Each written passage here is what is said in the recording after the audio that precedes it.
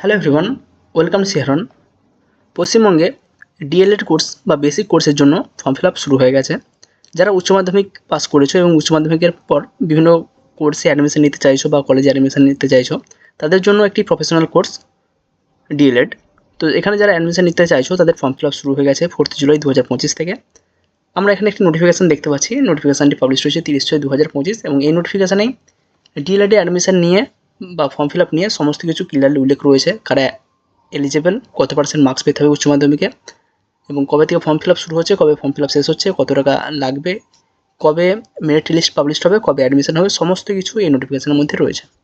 তো আমরা দেখতে পাচ্ছি West Bengal board of primary এডুকেশনের তরফ থেকে নোটিফিকেশনটি পাবলিশ হয়েছে। এখানে নোটিফিকেশনের মেমো নাম্বার রয়েছে, ডান দিকে রয়েছে ডেট। নোটিফিকেশনে কী উল্লেখ রয়েছে? Regarding admission to the 2-year DLED course under regular or face-to-face mode for the session 2025 to 2027 in DLED institutes affiliated with West Bengal Board of Primary Education WBPE বা West Bengal board of primary এডুকেশনের দ্বারা affiliated যে সমস্ত D.El.Ed ইনস্টিটিউটগুলো রয়েছে, যেখানে regular বা face to face মোডে অর্থাৎ প্রতিদিন যাওয়া আসা করতে হয় বা ওখানে থাকতে হয়, এরকম কোর্সে যারা রেগুলার কোর্স করে, তো তাদের জন্য ফর্ম ফিল আপের অ্যাডমিশন শুরু হচ্ছে বা অ্যাডমিশনের জন্য ফর্ম ফিল আপ শুরু হচ্ছে। এবং এখানে বিভিন্ন ধরনের ইনস্ট্রাকশন রয়েছে। 1 নম্বর পয়েন্ট আমরা ক্লিয়ারলি দেখতে পাচ্ছি, on and from 4 July 2025 Friday, 4 July 2025 Friday form fill up শুরু হচ্ছে। এবং এখানে এলিজিবিলিটি যেটা রয়েছে, উচ্চ মাধ্যমিকে মিনিমাম 50% মার্কস পেলেই আবেদন করতে পারবে। তবে যারা SC ST OBC ক্যান্ডিডেট রয়েছে তাদের ক্ষেত্রে আরও 5% রিল্যাক্সেশন রয়েছে।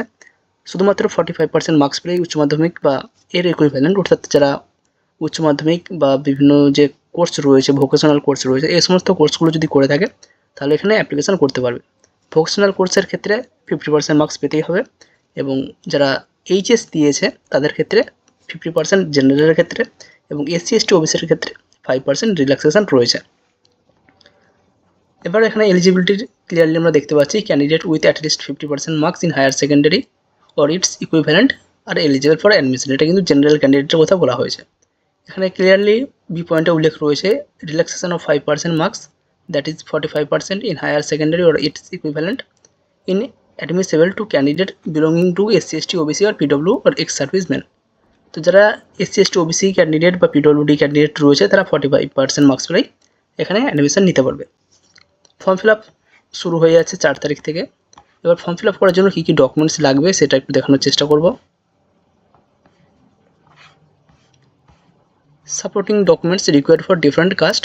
যারা বিভিন্ন ক্যাটাগরি থেকে অ্যাপ্লিকেশন করছো তাদের অবশ্যই যেন কাস্ট সার্টিফিকেট থাকে। SC ST OBC বা PWD যারা যেন তাদের সার্টিফিকেট থাকে। ওবিসির ক্ষেত্রে 2009 পর্যন্ত বা 2000 আগের পর্যন্ত যে ওবিসি লিস্ট ছিল তারা এলিজেবল। তারা যদি তাদের সার্টিফিকেট শো করাতে পারে তখন তারা একটা বেনিফিট পেতে পারে। আপাতত 2010-এর আগে পর্যন্ত যে সমস্ত ওবিসি সার্টিফিকেট রয়েছে সেগুলোই এখন এলিজেবল। নেক্সট রয়েছে রিজার্ভেশন। এখানে রিজার্ভেশন রয়েছে, যেমন SC STর রিজার্ভেশন থাকে, ST 7%, SC 22%, এছাড়াও ওবিসি থাকে 17%। তো এই ধরনের রিজার্ভেশন যেমন ছিল সেরকমই থাকছে। 4% রিজার্ভেশন থাকছে যারা ভোকেশনাল কোর্স থেকে পাস আউট বা ভোকেশনাল কোর্স করেছে, এখানে আমরা দেখতে পাচ্ছি। তো তাদের জন্য 4% রিজার্ভেশন থাকছে প্রতিটা ইনস্টিটিউটে। যারা ইন সার্ভিস টিচার রয়েছে, তো যে সমস্ত ডায়েটগুলো রয়েছে, প্রতিটা ডিস্ট্রিক্টে একটি করে ডায়েট থাকে, তো সেই ডায়েটে 5 জন করে শিক্ষক যারা ইন সার্ভিস রয়েছেন তারা এখানে এলিজেবল বা তাদের জন্য একটি রিজার্ভেশন থাকছে। 10% রিজার্ভেশন থাকছে EWS ক্যান্ডিডেটের জন্য। এখানে এ পয়েন্ট আমরা দেখতে পাচ্ছি 10% রিজার্ভেশন থাকে EWS ক্যান্ডিডেটের জন্য। এবং যে সমস্ত ইনস্টিটিউটগুলি সেলফ ফিন্যান্সড, অর্থাৎ প্রাইভেট যে সমস্ত ইনস্টিটিউট রয়েছে যেখানে গভর্নমেন্টের কোনো ফান্ড অ্যালোকেটেড থাকে না, সেখানে 10% ম্যানেজমেন্ট কোটা থাকে। অর্থাৎ মেরিট লিস্টে না থাকলেও, অ্যাপ্লিকেশান না করলেও, ফর্ম ফিল আপ না করলেও সেক্ষেত্রে তারা এখানে অ্যাডমিশন নিতে পারবে। তবে সমস্ত কিছু ক্লিয়ারলি বা হওয়ার জন্য সেক্ষেত্রে যে সমস্ত ক্যান্ডিডেট অ্যাডমিশন নিতে চাইছে অবশ্যই অনলাইন ফর্মটা ফিল আপ করে রাখার চেষ্টা করবে। নেক্সট আমরা চলে যাব এজ লিমিট। এখানে জেনারেল ক্যান্ডিডেটের এজ লিমিট রয়েছে 35, SC ST ক্যান্ডিডেটের এজ লিমিট রয়েছে 40, ওবিসির ক্ষেত্রে 38 ইয়ার্স। অ্যাপ্লিকেশান করা যাবে wbp.wb.gov এই ওয়েবসাইট থেকে। এই ওয়েবসাইটে গিয়ে ফর্ম ফিল আপ করতে হবে এবং এখানে ফর্ম ফিল আপের জন্য যারা এসসি এসটি ওবিসি ক্যান্ডিডেট রয়েছে বা জেনারেল ক্যান্ডিডেট রয়েছে তো প্রত্যেকের ফি স্ট্রাকচার আলাদা রয়েছে। যারা আনরিজার্ভড ক্যান্ডিডেট বা এক্স সার্ভিসম্যান বা ইন সার্ভিস টিচার রয়েছেন তাদের অ্যাপ্লিকেশান করার জন্য 1000 টাকা পেমেন্ট করতে হবে। যারা এসসি এসটি পিডব্লিউডি ক্যান্ডিডেট রয়েছে তাদের জন্য 500 টাকা পেমেন্ট করতে হবে এবং যারা ওবিসি ক্যাটাগরির ক্যান্ডিডেট রয়েছে অবশ্যই সার্টিফিকেট প্রোভাইড করতে হবে, তো তাদেরকে 750 টাকা পেমেন্ট করতে হবে। আবার বলছি 2010-এর আগে পর্যন্ত যারা ওবিসি তারা এখানে ওবিসি হিসাবে গণ্য হবে। এর পরবর্তীকালে যে সমস্ত ক্যান্ডিডেট ওবিসি সার্টিফিকেট পেয়েছে তাদের আপাতত জেনারেল হিসেবে ট্রিট করা হবে এবং তাদেরকে 750 টাকা পেমেন্ট করতে হবে। এবার মার্কস ক্যালকুলেশান এখানে রয়েছে, তার আগে এখানে ডকুমেন্টস কী আপলোড করতে হবে।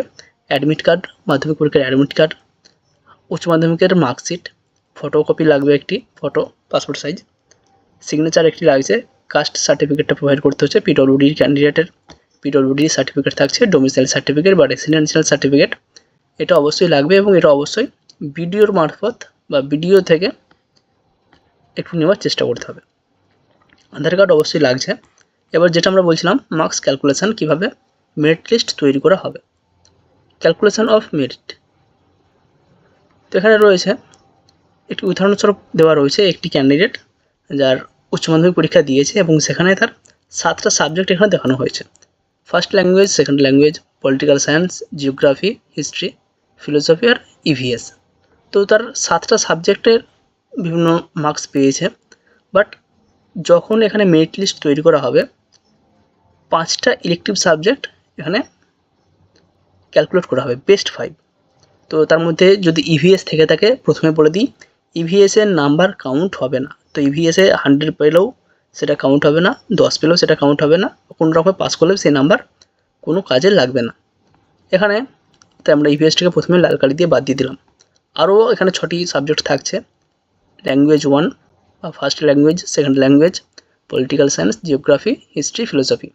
ফার্স্ট ল্যাঙ্গুয়েজে এখানে নাম্বার রয়েছে 60, সেকেন্ড ল্যাঙ্গুয়েজে 81, পলিটিক্যাল সায়েন্সে 68, জিওগ্রাফি 82, হিস্ট্রি 62, ফিলোসফি 74। তো এখানে বেস্ট 5 যেগুলো রয়েছে আমাদের language 1, political science, geography, history, philosophy, এগুলোর নাম্বার কিন্তু বেশি রয়েছে ল্যাঙ্গুয়েজ 1-এর থেকে। তাই আমরা ল্যাঙ্গুয়েজ 1-কে এখান থেকে ডিলিট করলাম বা বাদ দিলাম, অর্থাৎ যে বাকি 5টা সাবজেক্ট থাকছে যেগুলোতে নাম্বার বেশি থাকে সেই 5টা সাবজেক্টের নাম্বার এখানে যোগ করতে হবে এবং সেটাকে 5 দিয়ে ডিভাইড করতে হবে। তো এখানে 73.45% এসেছে। এটাই হচ্ছে অ্যাকচুয়াল মেরিট লিস্ট। যে সমস্ত ক্যান্ডিডেট এখানে ফর্ম ফিল আপ করবে সেই যাওয়ার সময় আমাদেরকে দেখে নিতে হবে বেস্ট 5-এর আমার নাম্বার কি থাকছে। যদি ইভিএসে আমার নাম্বার বেশিও থাকে সেটাকে আমরা প্রথমেই বাদ দিয়ে দেবো। এভাবে মেরিট লিস্ট তৈরি করা হয় এবং প্রতিটা ইনস্টিটিউটের আলাদা আলাদা মেরিট লিস্ট হয়। একজন ক্যান্ডিডেট একাধিক ইনস্টিটিউটে অ্যাপ্লিকেশান করতে পারে এবং সেক্ষেত্রে অ্যাপ্লিকেশান করার জন্য প্রতিটা ইনস্টিটিউটে আলাদা আলাদাভাবে ফি পেমেন্ট করতে হবে।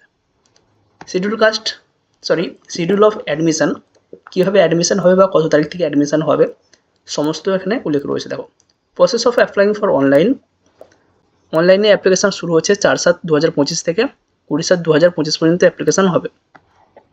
নেক্সট যে সমস্ত অ্যাপ্লিকেশানগুলো জমা পড়লো প্রতিটা ইনস্টিটিউটে আলাদা আলাদা অ্যাপ্লিকেশান জমা পড়ছে, তো ইনস্টিটিউট সেগুলো ভেরিফাই করবে অ্যাপ্লিকেশান ঠিকঠাক রয়েছে কিনা, ফর্ম ফিল আপ ঠিকঠাক রয়েছে কিনা। তো যদি ফর্ম ঠিকঠাক থাকে তারা সে সমস্ত ফর্মগুলোকে আবার বোর্ড যে রয়েছে WBBPE সেই বোর্ডে পাঠিয়ে দেবে অনলাইনের মাধ্যমে। তো সেখানে আবার স্ক্রুটিনি হবে এবং যে অনলাইনে স্ক্রুটিনাইজ হচ্ছে তার ডেট দিয়েছে 21 থেকে 25 জুলাই। তো এই 4-5 দিনে স্ক্রুটিনি হবে। এরপর একটি মেরিট লিস্ট পাবলিশ করা হবে, যেটা অবশ্যই বোর্ডের তরফ থেকে প্রতিটা ইনস্টিটিউটকে প্রোভাইড করা হবে। তার ডেট দেওয়া রয়েছে 28 থেকে 31 তারিখ, অর্থাৎ এই যে 28 থেকে 31 তারিখ এর মধ্যেই প্রতিটা ইনস্টিটিউট তাদের মেরিট লিস্ট পাবলিশ করে দেবে। একই দিনে যে মেরিট লিস্ট পাবলিশ হবে সেটা নয়, কোনো ইনস্টিটিউট প্রথম দিনেই অর্থাৎ 28 তারিখে পাবলিশ করে দিতে পারে, কোনো ইনস্টিটিউট 28 থেকে 30 তারিখের মধ্যে পাবলিশ করবে।